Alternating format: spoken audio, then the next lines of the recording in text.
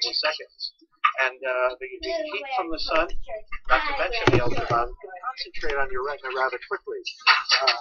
Now, I will say, in studying literature, I've got, and I want to hear Lucy's take on this too, because I've not found a case in the medical literature where anyone sustained a permanent retinal lesion, a detectable retinal lesion, in anything less than 2.5 minutes of sun staring, which suggests that you actually could look at the sun briefly, but just shouldn't keep looking at it.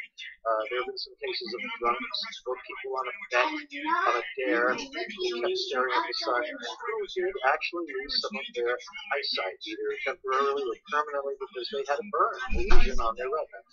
But I've not seen a case where it happened in less than a couple of minutes. What have you seen, Lucy?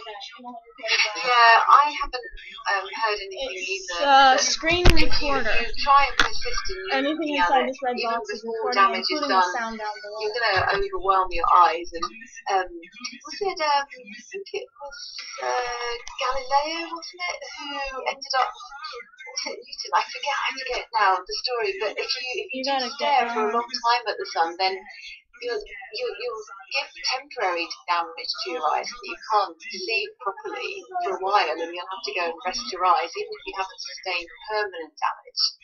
So it's best just to go with your blink reflex and not stare at the sun, definitely. Yeah, You're never sure. The early observers of sunspots, there was a famous Little Brown, the publisher, doing it. That Shane wants to know. And Peter, there's going to be a lot of people watching tonight. Better not screw up. You stay tuned. We're on in 3. I think it's recording the sound even when it's off. Thanks, Diane. You know what really grinds my gears?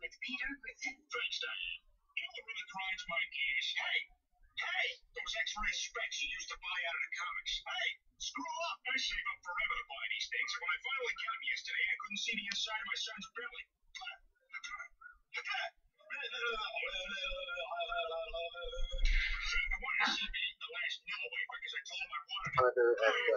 Your eyesight is too precious to take a chance with.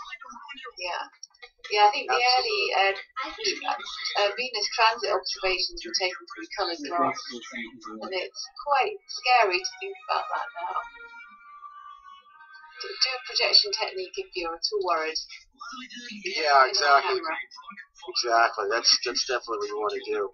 So if you're watching this broadcast right now, I just want to point out that membership supports this type of live program that SLU produces. We produce a wide range of shows, and I would click on the membership link. We do have a special offer today. If you become a yearly membership to SLU, you get a 200-minute mission code to become a member, which you could give to a friend or a son or a daughter or a nephew or what have you. So please consider it. If that's, I understand that if the economies have been tough lately, for sure.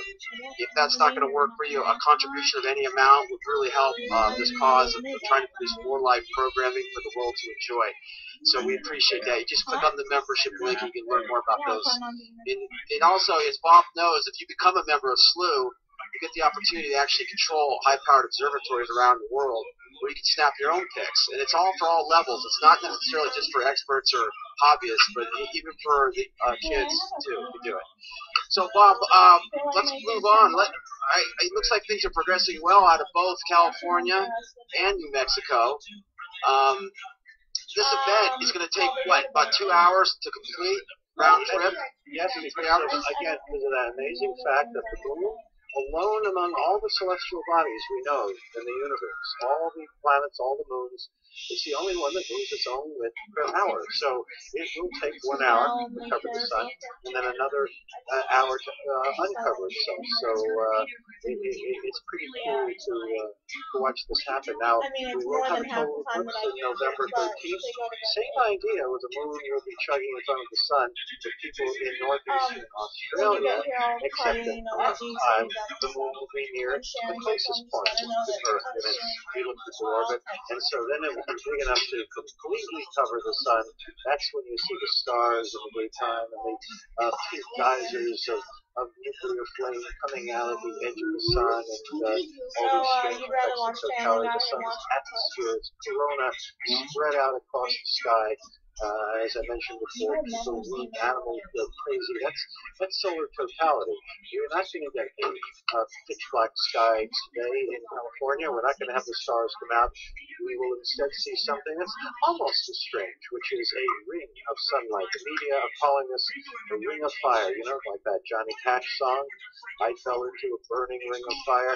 That's what we're going to see, a burning ring of fire, except it's going to be the nuclear fire of the sun. The sun doesn't really have fire the way we know it. Much hotter than that and much more interesting It's than that. Although, special cameras with the you know, a lenses few that thousand, capture the sun. I was going to say a few thousand years ago, we didn't know what made the sun shine. 100 years ago, we didn't know what made the sun shine. It was Arthur Eddington, and if I remember right, in 1920, that first really laid down what the process, the proton cycle that makes the sun shine. All we knew that if the sun were just burning, if the sun were a lump of coal the size of the sun, it would burn out in about 2,000 years. So that if it started burning when the pyramids were built, the sun would have gone out by the time of the days of Christ. So it couldn't be burning. Something else had to be happening, and that's what people were scratching their heads over for century over century. There was no possible fuel that could keep the sun this hot. And all sorts of crazy ideas came out. I'll mention one of them that again is a great event with the sun's heartbeat. Crazy idea. This is one of my favorites. One that's the moon right there. Scientist. He actually was a preacher. That's in the actual century. sun. He said that the sun Be is careful and actually don't look up. made of ice. Ice. You know why? Because he said in the Bible it says that there was sunlight before there was sun. Just read Genesis. You know, there was grass maybe growing on it might earth, have there to be was light. Nathan God because created the day and the night. He she's didn't making create the sun food. until a subsequent Gonna- day. Therefore, the sun couldn't be the source of light. Therefore, he thought the sun must merely focus the light from elsewhere in the universe. Well, what focuses light? The giant lens. But it couldn't be glass because that would be too artificial. So he said the sun must be a lens made of ice.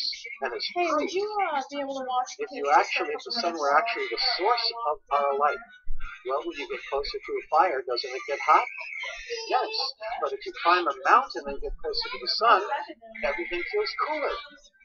So there's the proof. The sun couldn't be the hot object. It must simply be a lens that's focusing the light from elsewhere in the universe. So the point is we have lots of far out lunatic ideas about how the sun is shining, what makes it shine, and we might as well, enjoy some of them, but maybe with a smile on our faces while we watch this eclipse. Hey, Lucy, I just want to ask you, are you able to, is the chat box working for you? Can you monitor it? Do you see any questions popping in on that? Yeah, let's have a look. I was getting quite carried away watching as the sunspots are slowly being covered up by the moon. Right. I think if you have any questions there, I know we're getting tremendous traffic on the SLU.com homepage right now, and some of you might be experiencing the chat box a little odd, but yeah, I want to see if you have any questions, we can get out of there. That'd be great. So now we're getting almost to the crescent sun, it looks like, isn't it? It's pretty cool how that's. I'm gonna go ahead and pin out this photo from California right now on our Twitter feed for those who are listening. Again, you can pin any of these photos if you like and put them on your own board. So I'm gonna do that right now. You'll see it pop up, in fact, on the Twitter bar.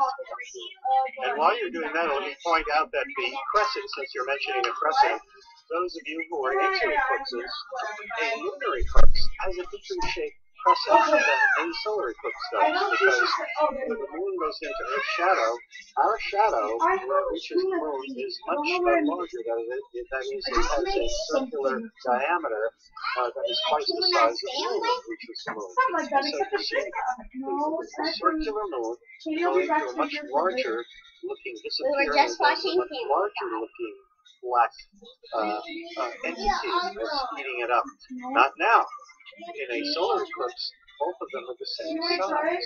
So we see the black moon intruding on the brilliant sun, but both of these disks are pretty much the same size, and therefore the crescents, the really strange-looking solar crescent that's being produced, has an entirely different shape. And as it gets more and more heated up, you'll see that it continues to have a very different shape than the strange crescents that unfold during a lunar eclipse. So we've got some questions being asked about the sun's magnetic field, and I think some of the viewers know that the sun's magnetic field is in the south pole eclipse with time. So in fact, each solar cycle eclipse, so the north south magnetic pole and the north magnetic pole, so roughly every 11 years, which is incredible. The Earth flips its magnetic field, but not anywhere near a shorter time scale as that. Yes, our last one was, I was going to say, our last flip was 780,000 years ago. It was our Earth one. Yeah. Totally different time scale. And what we've been seeing with the solar satellites at the moment, so in particular a Japanese one called Hinode, they've seen that the north pole of the sun has flipped its magnetic polarity, but the south pole hasn't yet flipped. So it's a slightly unusual time that the sun has the same magnetic polarity as the north pole. And we're waiting for the south pole to flip. I don't know when that's going to happen. We're expecting it should be very soon, but we want to see it's a little bit unusually at the moment. It's very exciting for us. Right, absolutely. I'm looking at, I got my chat box working again. I'm just looking at some questions as well. So, Bob, what's, as we're moving into this next phase, it's almost turning into a crescent sun. Looking, we're about, what, 30 minutes away or so from the actual ring of fire? Yeah, that's about half and half, and this is going to be very strange. You'll notice that the crescent sun, it will take shapes, again, very different, not just the lunar eclipse, but there'll be very different shapes that you normally see when the moon is in a crescent every month, either a waxing or a waning crescent. It never looks like this. You will never see a lunar crescent look like this. So even though this looks like a very fat banana, it doesn't at all look like anything else. And since Lucy was talking about poles flipping, so we've got a lot of people now visiting us.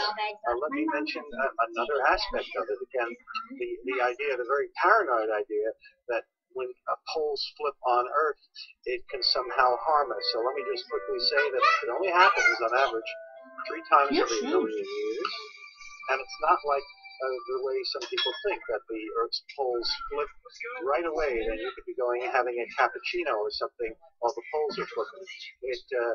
The process of changing takes at least 10,000 years, and can take as long as 100,000 years, so longer than an ice age even.